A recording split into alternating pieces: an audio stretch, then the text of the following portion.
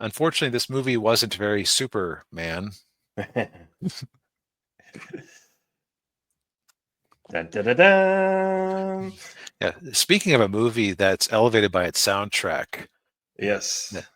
man, this might sound a little blasphemous, but actually, I have multiple blasphemies to confess in a row here. One, I had somehow never actually seen this movie all the way through. Mm. I don't know how I went 40 years without doing that, considering a superhero fan growing up. Um, I remember my dad had mentioned a couple of times that he was unhappy, like a little bit unhappy with it because, well, in the comic books at the time, they said you couldn't change history. And here they have a whole subplot about him changing history. Yeah, yeah. Um, but I just never got around to it. Yeah. The second blasphemy is that I almost wonder if John Williams' soundtrack in this one is better than his Star Wars soundtrack. Ooh. It's at least of similar quality, which is saying something. Yeah, it's up there. Yeah. I mean, it's certainly just as iconic as his Star Wars. Yeah. Yeah. It's funny is I think I saw the first half of this a couple years back. Okay, so I know that there are a couple of names on this channel that when we bring them up, we tend to like get very down on them. Yeah. Uh, names like what's his name who directed The Last Jedi? Rian Johnson. Yep, and of course Zack Snyder. Yes. And I was being very down on the Snyderverse, and I think he was wanting to show me this movie partially to shut me up because he seemed to think that there would be enough weirdness in it that I would like be forced to logically give Man of Steel some slack.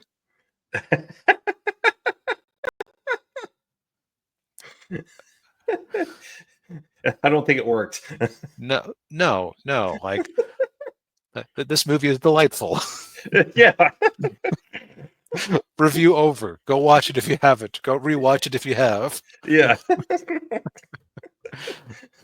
Ooh. But Superman doesn't punch anybody. Yeah, that's the point. Right, because he doesn't fight. He doesn't deal with anybody who he would actually have to punch. Yeah. That's in the next movie where he actually has powers of his on equal footing to him. Yes. Yeah. What I will say is this. Okay, so the movie is very interesting. Looking at a retrospect, like I'm thinking as I'm watching the opening credits with the effects they have while they have like all the names flying out of the screen at you. Yeah. Like I was trying to imagine myself being back in 1978 when this came out. Like I had just seen Star Wars the previous summer.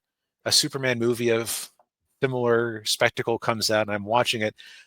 Man, I would just have my mind so blown watching this thing. Oh yeah. Yeah.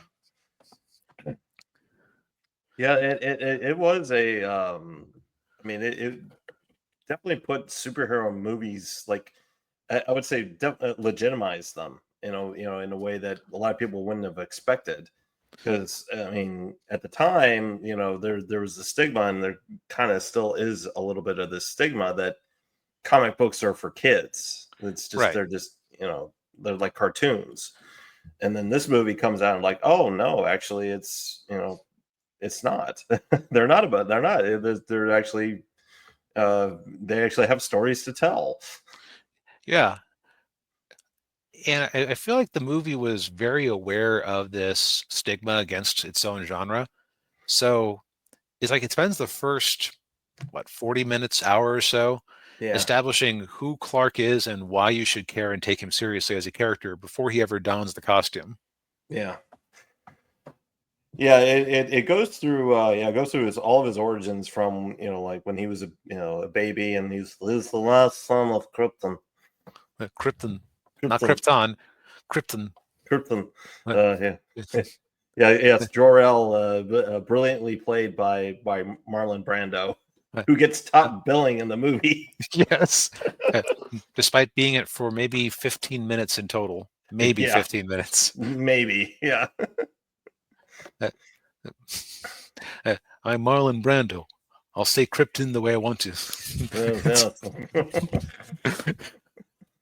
Oh, Um, jeez. yeah, like every scene, I say all the Krypton scenes. I was just wondering, how did they pull that off?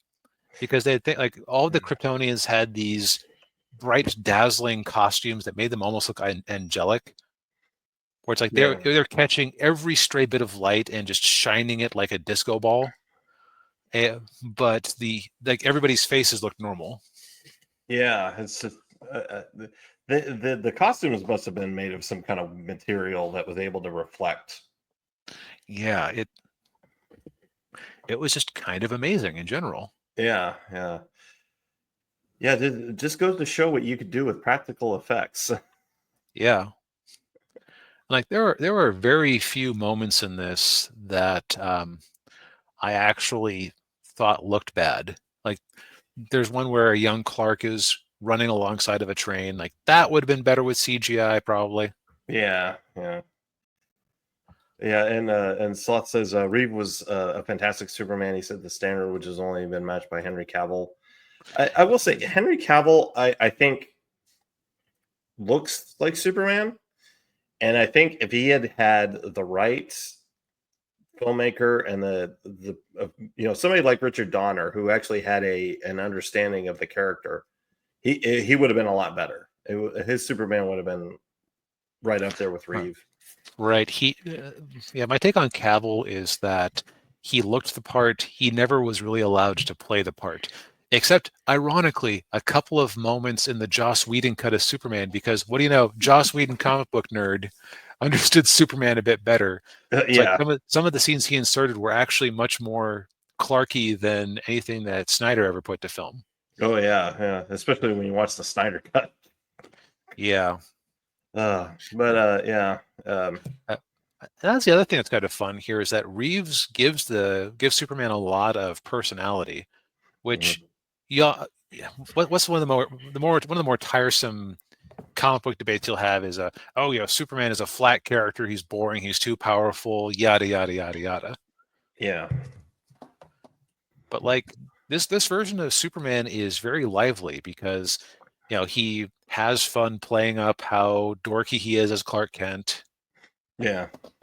Um, you get the pathos of the character where like sure he's super powerful, but he couldn't save his dad from a sudden heart attack.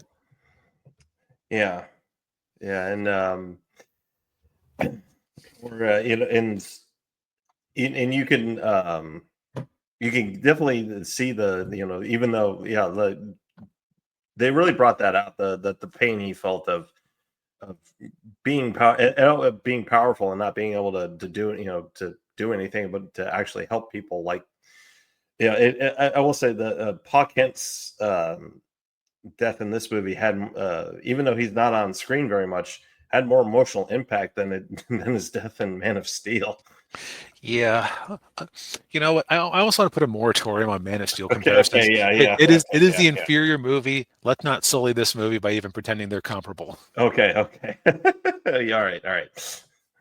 Um, Now, if we ever do Superman 2, then that's more open to comparison because they have basically the same villain cast.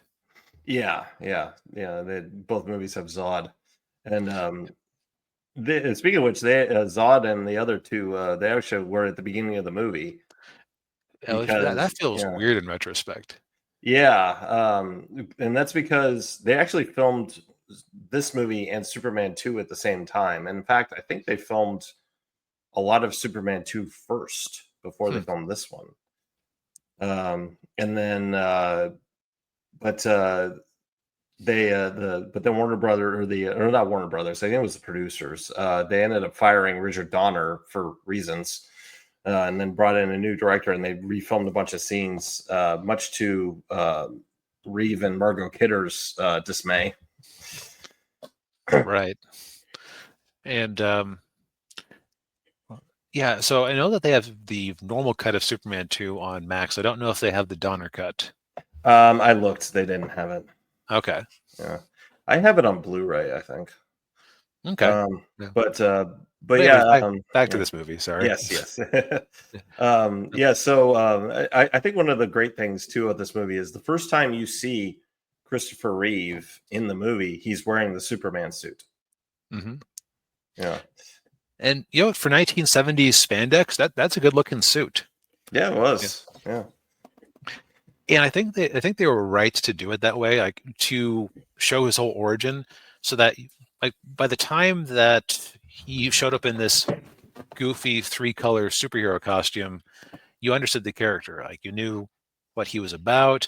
You knew like they added a lot of grandeur to the character. That's what I kept thinking of was the word grandeur. Yeah. Yeah. Yeah. And there was a term that you uh, hinted at it. The idea of like Superman being like relatable. I think Mm-hmm. was that what I think that's what you were talking about. Um, yeah, at the very least, like he had way more personality than Superman often gets when bad writers get him. Yeah. So Richard Donner had used a term. It was called verisimilitude, Oh yeah, and that was his big thing with this movie was verisimilitude. right. You had to believe that a man can fly. Yeah. Um, and I think they definitely accomplished that, and I think that was uh, was uh, what made this movie so great and so popular at the time when it came out. It also helped that before this movie came out, so nowadays DC is definitely the Batman company. Yeah. It's like so many Batman comic crossovers. Batman gets multiple TV shows. He gets multiple movies. He gets get video games. Um, Even the Yeah. Suicide Squad, they rearranged it so that Harley Quinn was like the lead character and she's one of his supporting characters. Um, Yeah. that's what Superman was to DC in the 60s and 70s. He was the bread maker. Yeah. Because between that, Legion of Superheroes was a spinoff of Superman. Jimmy Olsen and Lois Lane could sustain their own comic books for long periods of time. Wow. Like just I think how weird that is. That Yeah. it's so popular that your non-superhero supporting cast can support ongoing adventures. Yeah. Yeah, that would be like it'd be like Mary Jane Watson and J. Jonah Jameson having their own comic books. Exactly. Yeah, that would be like a mini series nowadays, but that's how big Superman was at the time. Yeah. Also, the Uh, 90s were kind of unusual for not having a Superman movie when you think about it, like going like a live action Superman of some actually no, okay, if you count TV, they had a live action Superman with Lois and Clark. But the yeah. fact that the 90s Superman movie fell through Yeah. was kind of unusual. Oh, you mean the Nicolas Cage one? Yeah. Yeah, yeah. But like, 70s, 80s, 2000s, 2010s, and later this year we're getting another one. Yeah. Yeah, James Gunn's version of Superman, which Man, crossing my fingers. yeah, yeah. So the overall plot of this one is it's like an extended comic book romp. Yeah. And the one thing we haven't mentioned yet is Gene Hackman as Lex Luthor. Yeah. You get the impression that like Lex Luthor didn't so much choose his minions because he thought they were good at their jobs, but because he wanted to feel superior. Yeah. Yeah, yeah. One of his minions is Otis, played by Ned Beatty, and there's a whole sequence in there where he's followed by the police, and Luthor has to kill one of the police officers who was following him, and he tells Otis, "Oh, you were followed again." And Otis like, "Oh, it's a lampshade." He's like, "Despite those cat-like reflexes." Yeah, Lex Luthor in this one is a treat just because of the put downs he can generate. And now this is a version of Lex Luthor that children of the 80s and 90s like us is going to find somewhat unrecognizable because this is before Crisis on Infinite Earths turned him into basically an 80s yuppie. Yeah. Yeah, or the Superman animated series where he was like just a megalomaniacal mad scientist billionaire type. Yeah, like this is not a guy with a whole lot of resources. He's just a criminal genius who is kind of a criminal because it seems like he just enjoys the prospect. Yeah. He does keep calling himself the world's greatest criminal genius. and like just to bring in some comic book knowledge, this era of Lex Luthor was almost as evil as the Joker, but with a bit less whimsy. Ooh. Like just to give you an idea, they did a Superman Spider-Man comic book crossover. In the course of that story, Doc Ock realizes, like Doctor Octopus teamed up with Lex Luthor for that comic because they both got put in the same prison. Because this was before they pretended that everybody was like in alternate universes. They just happened to have never run into each other before. Oh. Um, but they team up, and the plan is, we're going to create an enormous tsunami that'll. It's been 20 years since I read this, so it was either like wash away the East Coast, I think it was. It's actually oddly similar to this movie. But Doc Ock realized at one point, wait, you're actually going to carry it out? I thought we were just getting the ransom. Yeah. And so Doc Ock ends up helping them out because like he's not that evil. Yeah. Oh boy. And if I misremembered it, it's been 20 years, but I just distinctly remember that Doc Ock was kind of disturbed by the level of Lex's evil. Yeah. So he's very much in keeping with that because his plot here is he's going to redirect a nuclear missile into the San Andreas Fault and cause an earthquake that would literally wash most of California out to sea. And he had bought a whole bunch of useless land along the fault line that was suddenly going to become beachfront property. Yeah. It occurs to me that the San Andreas Fault was really on scriptwriters' minds in the 70s and 80s because that was also the plot to what was it, View to a Kill? What was the Roger Moore James Bond movie with Christopher Walken as the tech genius? Yeah, A View to a Kill. Yeah. Okay. Yeah. It was the exact same plot or similar idea. Right. Set off the San Andreas Fault. Question mark, profit. Yeah, profit. Yeah. Well, although I think with A View to a Kill, he was trying to Walken's character was trying to destroy Silicon Valley. Right. He was trying to knock out his competition. Yeah. Which profit. Yeah. And I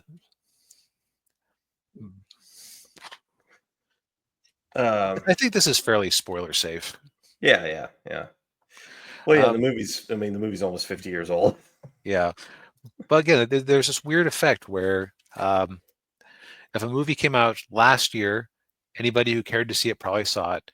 If it's 20 years old, people may not have been aware of it until we bring it up. Although not that I'm thinking that we're making anybody aware of Superman the movie, but you know what I mean. Yeah, I know what you mean. Yeah. They could have been like me and just never gotten around to it. Yeah.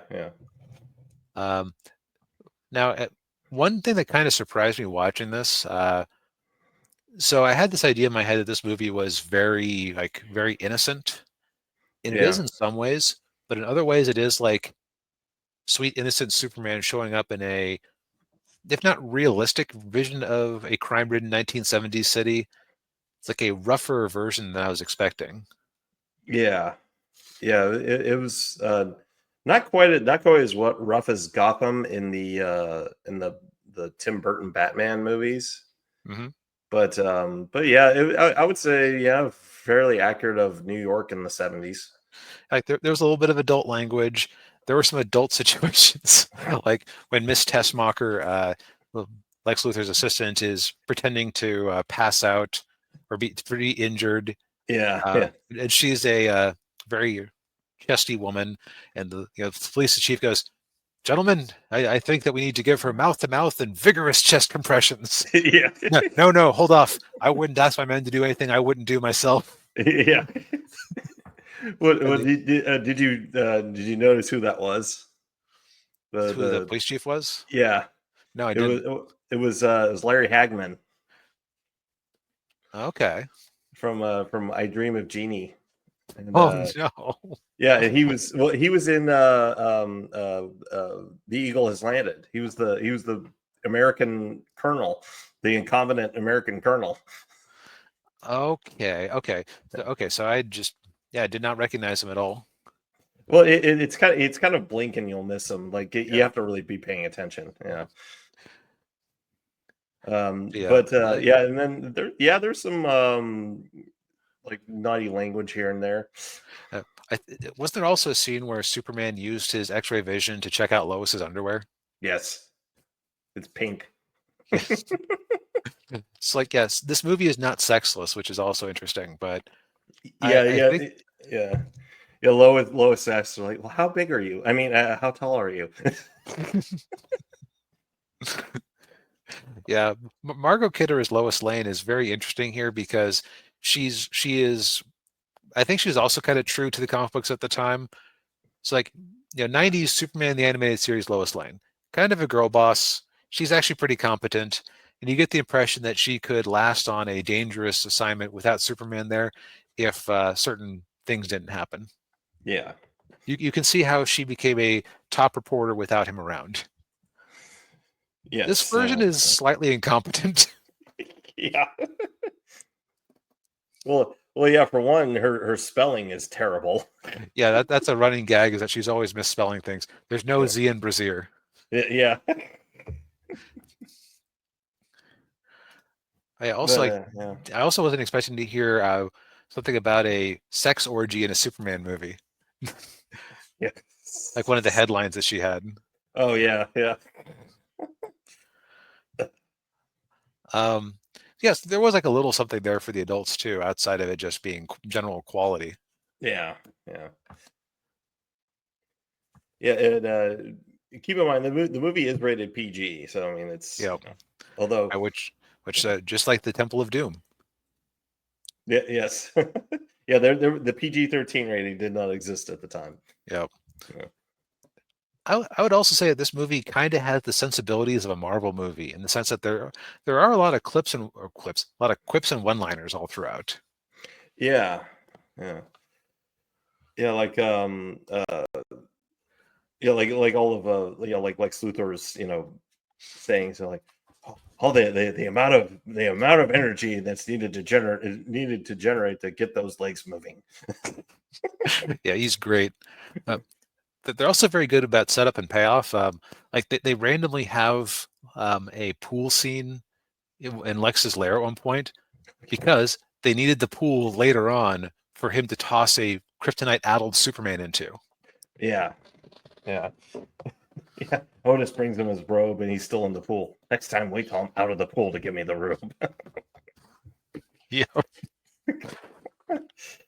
uh, What's also funny is that you realize that Gene Hackman was not bald. Lex Luthor is usually bald, although he kind of looked yeah. like his 30s comic book version, which had red hair. Oh yeah. But I think it's then you see the wig on the mannequin, and you're like, okay, this like that is so in keeping with this version of Lex to be that vain, to not Yeah. want to show his baldness off. Yeah. Yeah, he doesn't show off till the very end when he takes he's Lex Luthor, greatest criminal mastermind of our time. Yeah. But he's also very clever. Like he figures out kryptonite on his own using a little bit of specious logic, but we'll allow it. Yeah, yeah, yeah. And he figures out, and Superman makes the mistake of talking about some of his weaknesses as an interview with Lois. Yeah. Like, Yeah. oh, he can't see through lead, huh? Oh, oh. Oh. Well, I think that kind of goes to his naivete. Yep, exactly. Yeah. But it also, from a script perspective, it explains why Lex knows things. Yeah. But yeah, I mean the movie still holds up, I think. Yeah, like the most you can say is that there are a few scenes where you can see the seams in the special effects, like some of the flying shots, like the front and background projection aren't quite seamless. Yeah. Yeah, and of course they had the speed. They sped the frame rate up to make it look like they're moving really fast. Right, that type of pre-CGI effect. But just things like there's a scene where Superman is saving a bunch of people from the earthquake, and Lois Lane dies in the course of it. And of course, I'd always heard people complaining, "Oh, it's a cop out." Da da da da da. Yeah. But watching it this time, I realized that that's the it's poetry. It rhymes. Like Yeah. before Superman went through the years of training with his dad's ghost, basically, Yeah. he couldn't do anything about Pa Kent. Yeah. But now he had that ability, Yeah. even though he was forbidden to. Yeah, but he basically just said, nope. Nope, not letting Nope. this one die. Sorry. No. Yeah. But just the acting in that scene where Reeves finds her body, there was just Yeah. like one little like where he like cradling her and just goes, "Oh," Yeah. that just really like actually made me tear up a little bit. Yeah. Yeah. Yeah, it was a sad scene, yeah. And that's one of those like I wish I could go back in time and see it for the first time. We'd be like, oh, that's awful. Oh, I can see Right. why he's flying around the earth to go Yep. back in time. Right. And also just like to see that scene without knowing the punchline, like because that would have actually been really shocking at the time because Superman, Yeah. always saves the day, right? It's like Yeah. Yeah. watching him fail like that. What that suddenly does is that for any more movies in the series, you now actually have the possibility that he'll fail, Yeah. which ups the stakes quite a bit. Yeah, and Marco says that Superman 2 is Invasion of the Zod people. Yeah. Indeed. Yeah. Um, but yeah, I mean, as DB said at the beginning of the review, uh, if you haven't seen this movie, watch it, and if you haven't watched it in a while, go back and watch it again. Yep. Yeah. Like I regret not seeing it before now. I think there would probably been some point in my 20s where I would have thought I was too good for this thing. Oh, yeah. Yeah, I can understand that. But people in their 20s aren't known for appreciating sincerity. Yeah. Now I do have a question. Do you prefer this movie over the Batman '89, or are they about the same? I think I would put this over Batman 89 actually. Mm. Okay. Yeah, like so Batman 89 was kind of doing its own thing compared to the comics, where like, this feels like a Silver or Bronze Age Superman ripped off the pages. Yeah. Yeah. And they're both good movies, but if I had Yeah. to But yeah. watch one again, it would probably be this one. Yeah. Yeah. I hear you. Oh, where's your power ranking? I grew up with the Batman '89, so I'm slightly biased to that movie. But I mean, I'd probably put the two at about an even playing field. Yeah, Um, they're just trying for very different things. yeah. And I actually remember seeing on a YouTube video that in the '90s they were actually trying to do a Batman Superman movie with Reeve and Michael Keaton. Oh, well, I can imagine what would have slowed that down a bit. Yeah, yeah. It was right around that same time. Yeah. Poor Christopher Reeves. Yeah. Yeah. Well, well, on that cheery note, Yep, I think we've said all we need to say for tonight. indeed.